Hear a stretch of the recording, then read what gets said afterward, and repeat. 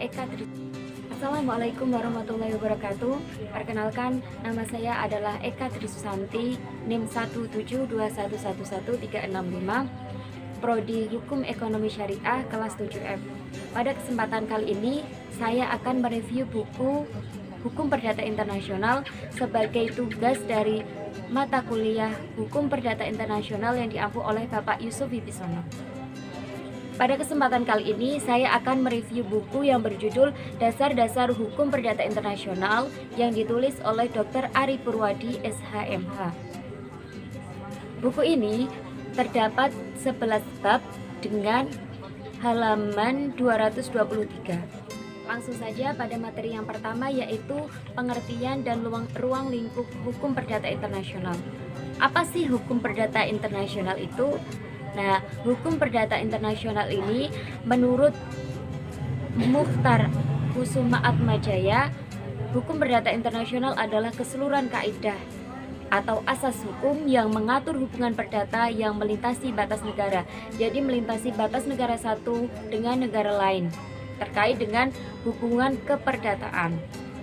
Terus selanjutnya, di Indonesia sendiri tidak ada kodifikasi hukum perdata internasional.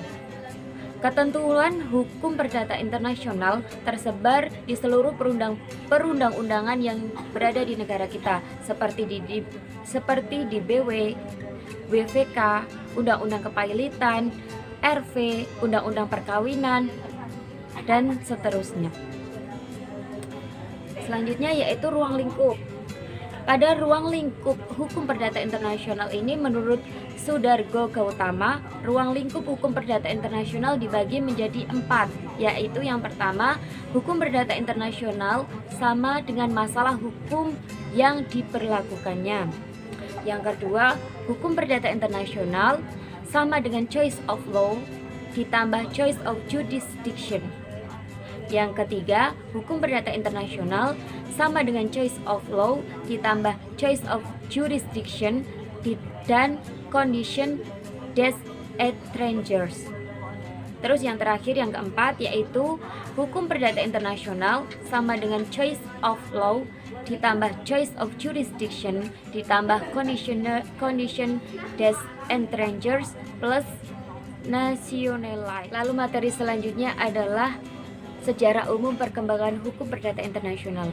Dalam buku Dasar-Dasar Hukum Perdata Internasional ini dijelaskan pertumbuhan hukum perdata internasional yang berasal dari masa Kekaisaran Romawi pada abad kedua hingga sampai tumbuh di dataran Eropa pada abad ke-19.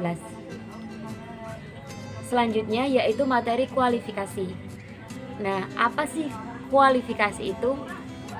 Kualifikasi dalam hukum perdata internasional adalah suatu proses berpikir logis untuk menempatkan konsepsi, asas-asas, dan kaidah-kaidah hukum tertentu ke dalam sistem hukum yang berlaku.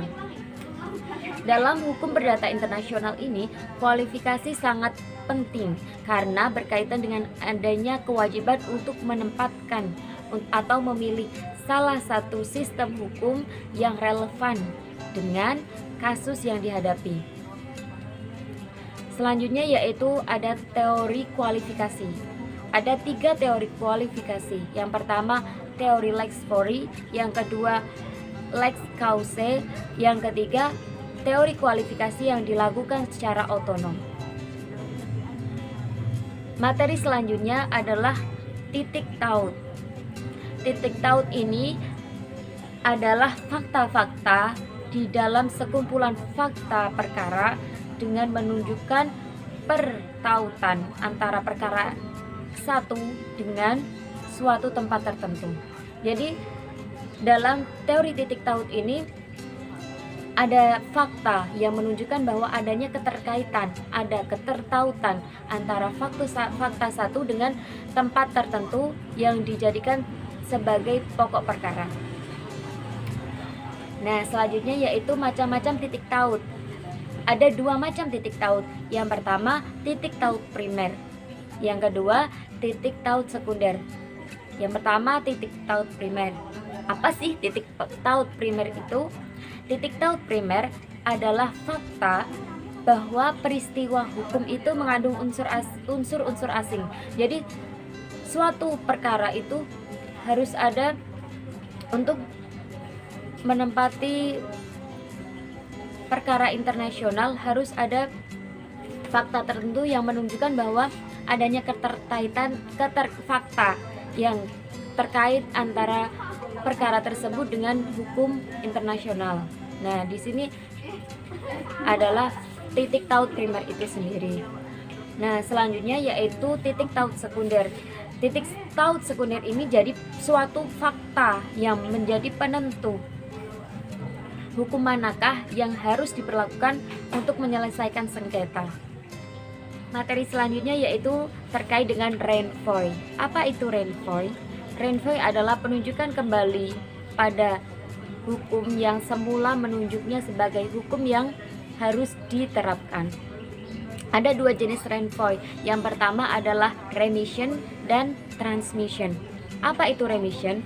Remission adalah proses renvoi oleh kaidah hukum perdata internasional asing kembali ke arah lex fori. Yang kedua, transmission, yaitu proses renvoi oleh kaidah hukum perdata internasional asing ke arah suatu sistem hukum asing lain. Pada buku yang berjudul Dasar-Dasar Hukum Perdata Internasional karya Ari Purwadi ini juga menerangkan tentang ketertiban umum dan hak-hak yang diperoleh oleh suatu warga negara dalam hukum perdata internasional. Lalu ada teori-teori yang berkaitan dengan nasionalitas, teritorialitas, dan juga status personal. Terus dijelaskan pula mengenai keterkaitan antara hukum perdata internasional dengan perkawinan. Terus ada keterkaitan pula antara hukum perdata internasional dengan hukum kontrak. Ada juga dijelaskan mengenai perbuatan-perbuatan yang termasuk perbuatan yang melanggar hukum dalam suatu hukum perdata internasional.